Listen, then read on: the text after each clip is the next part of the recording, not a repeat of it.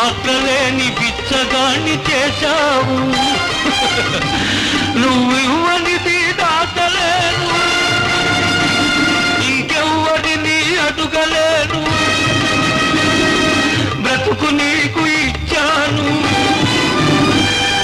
చితిని నాకు పేర్చావు. ఎవరి కోసం ఎవరి కోసం ఈ ప్రేమ మందిరం, ఈ శూన్యనందనం?